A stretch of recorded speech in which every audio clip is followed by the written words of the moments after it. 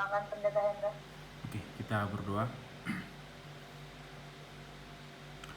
Bapa di surga, terima kasih. Kami bersyukur bagimu di malam hari ini untuk kesempatan yang baik. Kami kembali bersama untuk merenungkan beberapa hal tentang firman-Mu. Dan kami berdoa agar setiap yang kami pelajari bersama hari ini itu boleh jadi berkat yang baik dan membuat iman kami semakin lebih besar di hadapan Tuhan. Terima kasih untuk segalanya, dalam nama Yesus kami serahkan. Amin. Baik, sebelumnya selamat malam kepada saudara yang berkati oleh Tuhan. Kita bersyukur di malam ini kita bisa kembali ketemu. Dan saya rindu untuk kita lihat dulu firman yang sederhana di malam ini. Saudara, mari kita coba cek langsung Alkitab kita dalam Lukas pasal yang ke-7. Lukas pasal yang ke-7 ayat yang pertama sampai yang ke-10. Kalau kita melihat dalam satu topiknya, ini adalah bicara Yesus menyembuhkan hamba seorang perwira di Kapernaum. Oke. Saya coba bacakan sedikit ya. Setelah Yesus selesai berbicara di depan orang banyak, masuklah ia ke Kapernaum. Ayat 2. Di situ ada seorang perwira yang mempunyai seorang hamba yang sangat dihargainya. Hamba itu sedang sakit keras dan hampir mati. Ketika perwira itu mendengar tentang Yesus, ia menyuruh beberapa orang tua-tua Yahudi kepadanya untuk meminta supaya ia datang dan menyembuhkan hambanya. Ayat 4. Mereka datang kepada Yesus dan dengan sangat mereka meminta pertolongannya. Katanya, ia layak engkau tolong. Ayat 5. Sebab ia mengasihi bangsa kita dan dialah yang menanggung pembangunan rumah ibadat kami. Lalu Yesus pergi bersama-sama dengan mereka. Yesus pergi bersama-sama dengan mereka ketika ia tidak jauh lagi dari rumah perwira itu. Perwira itu menyuruh sahabat-sahabatnya untuk mengatakan kepadanya, Tuan, janganlah bersusah-susah sebab aku tidak layak menerima Tuhan di dalam rumahku. Ayat yang ke-7. Sebab itu aku juga menganggap diriku tidak layak untuk datang kepadamu. Tetapi katakan saja sepatah kata, maka hambaku itu akan sembuh. Saudara lihat ayat ke-8. Sebab aku sendiri seorang bawahan, dan di bawahku ada pula prajurit. Jika aku berkata kepada salah seorang prajurit itu pergi, maka ia pergi. Dan kepada seorang lagi datang, maka ia datang. Ataupun kepada hambaku kerjakanlah ini, maka ia mengerjakannya. Ayat yang ke-9. Setelah Yesus mendengar perkataan itu, ia heran akan dia, dan sambil berpaling kepada orang banyak yang mengikuti dia, ia berkata, ini yang perlu kita garis bawahi. Aku berkata kepadamu, iman sebesar ini tidak pernah aku jumpai sekalipun di antara orang Israel. Ayat 10. Dan setelah orang-orang yang disuruh itu kembali ke rumah, didapatilah hambanya itu telah sehat kembali. Baik, saudara yang diberkati oleh Tuhan, hari ini saya rindu untuk memberikan firman kepada kita tentang perbuatan imam seorang perwira ini.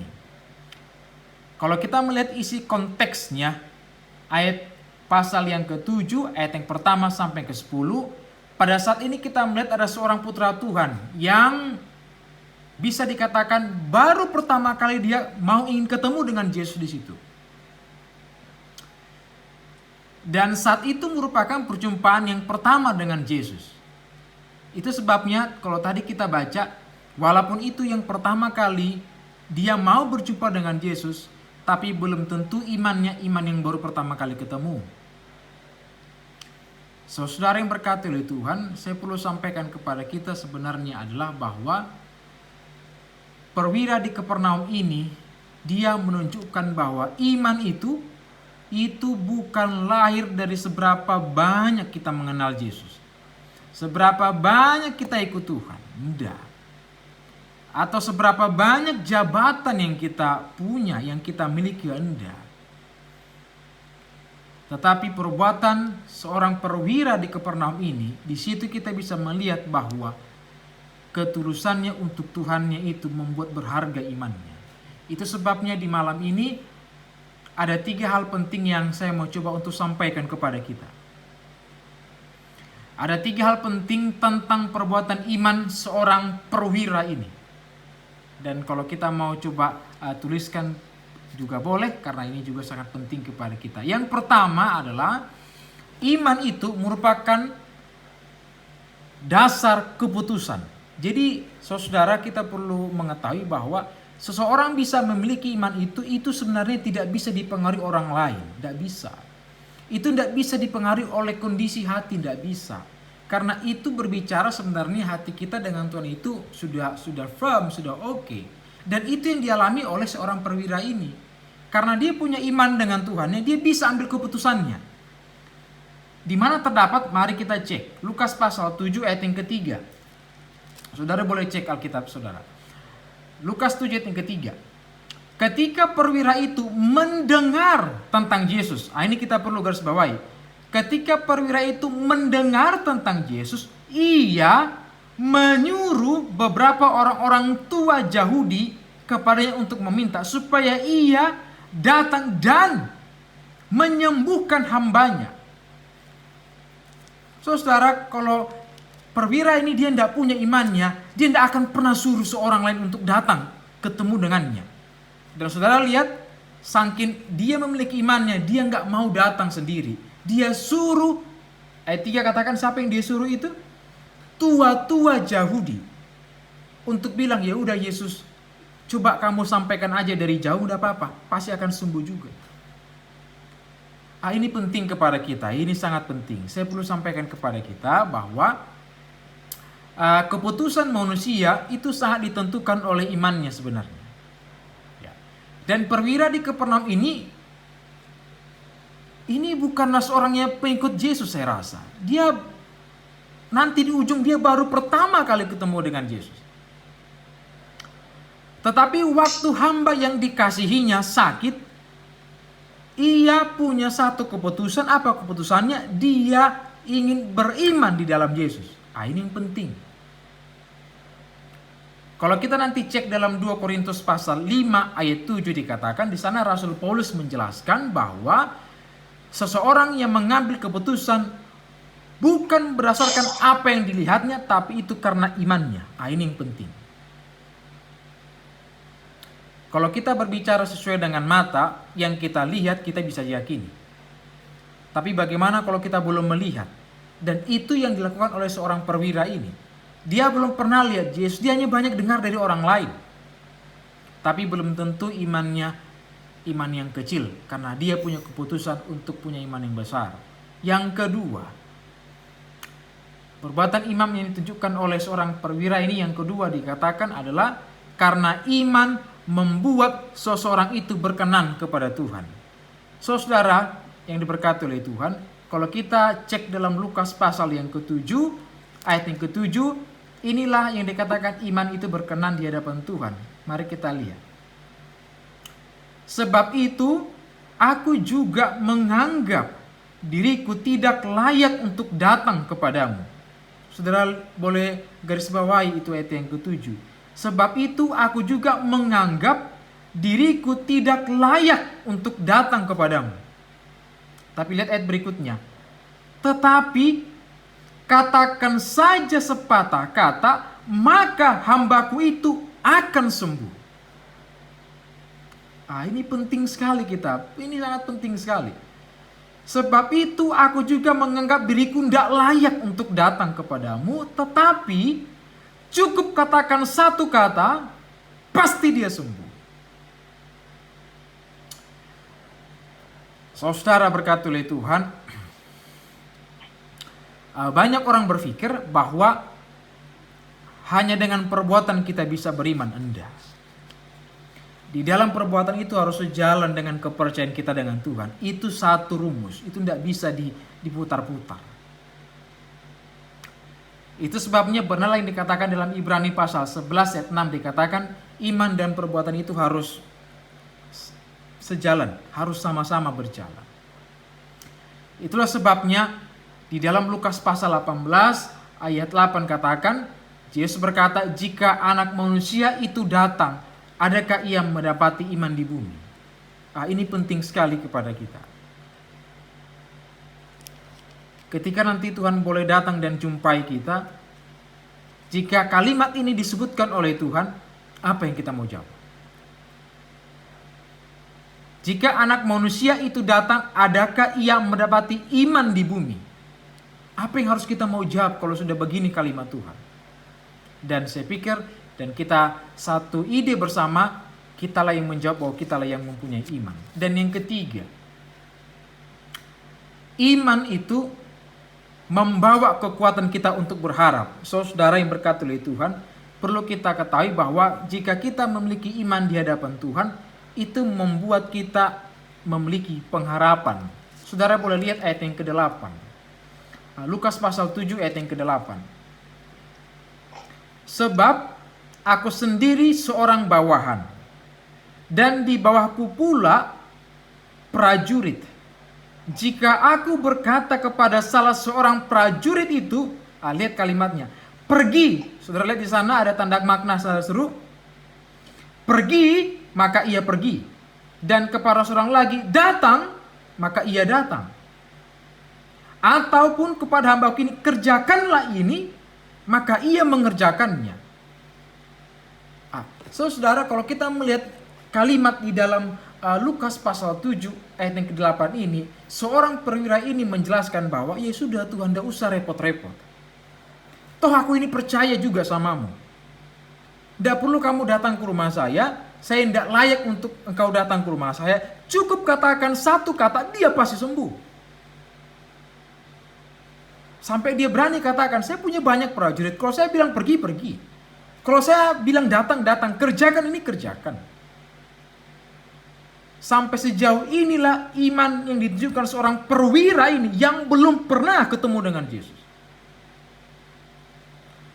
Sebagai manusia yang masih hidup di dalam kedagingan kita harus akui itu, kadang-kadang tawaran dunia itu begitu menggiurkan dalam kehidupan kita.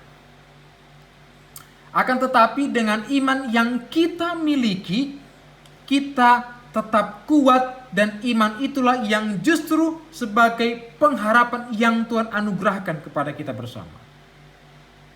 Melalui siapa? Sudah pasti melalui dari Roh Kudusnya.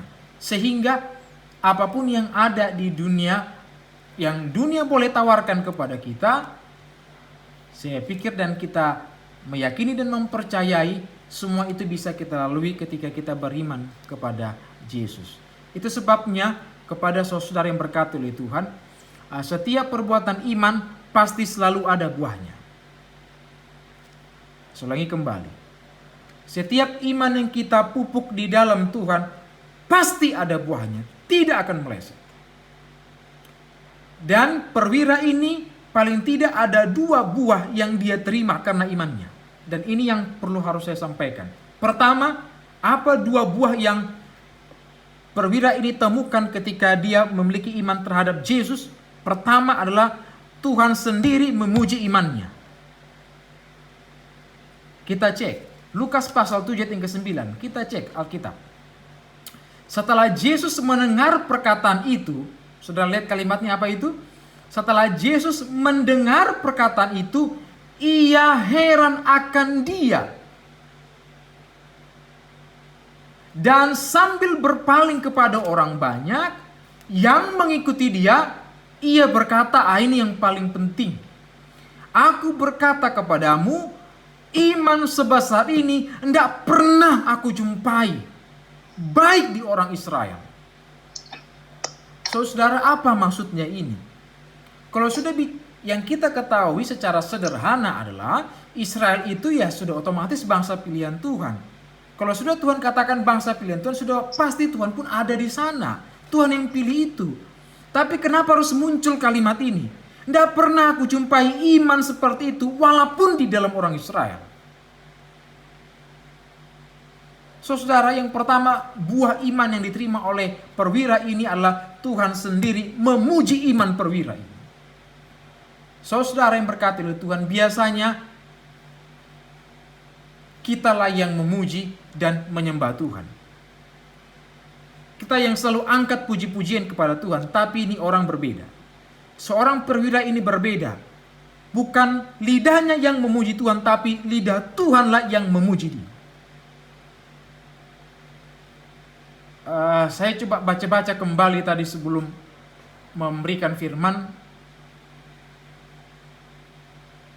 Cukup kagum saudara melihat iman dari seorang perwira ini. Saya juga tidak menyangka sejauh ini kalimat Yesus yang Yesus sampaikan sama seorang perwira yang baru pertama kali nanti ketemu Yesus. Itu pun di ayat yang ke-10. Dan Tuhan kagum lewat imannya. Yang kedua, buah iman yang diterima oleh perwira yang kedua adalah perwira itu Tuhan tidak sekedar memuji imannya. Yang kedua dikatakan perwira itu mendapatkan bukti imannya. Apa buktinya? Kita cek ayat yang ke-10. Lukas pasal 7 ayat yang ke-10. Dan setelah orang-orang yang disuruh itu kembali ke rumah. Nah ini pelan-pelan. Dan setelah orang-orang yang disuruh itu kembali ke rumah, didapatilah hamba itu telah sembuh kembali.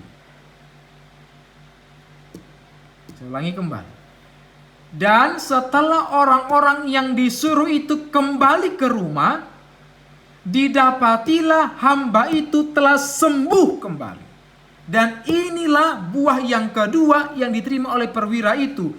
Ada bukti iman yang dia percayai. Seorang hambanya yang di bawah derajatnya sembuh karena imannya.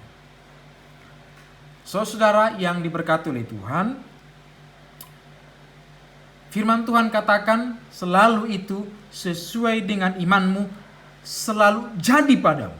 Selalu itu. Alkitab selalu katakan sesuai imanmu, Yesus katakan sesuai imanmu jadi padamu. Dan perwira itu melihat hamba yang dikasihnya telah sembuh karena dia punya iman dan dia buktikan imannya. Jadi dia tidak hanya sekedar bicara, dia buktikan imannya, bahkan dia punya kerendahan hati untuk tidak perlu dia ketemu Yesus karena dia tahu menghormati Yesus. Saudara yang berkati Tuhan, ini adalah yang perlu untuk kita tingkatkan dalam kehidupan kita bersama.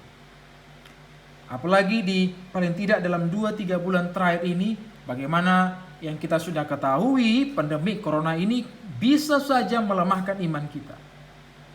Bisa saja untuk mendiskreditkan kita punya iman kita terhadap Tuhan. Dan kebetulan saya orangnya bicara apa adanya. Saya tidak tahu sudah berapa banyak kita berdoa dengan Tuhan.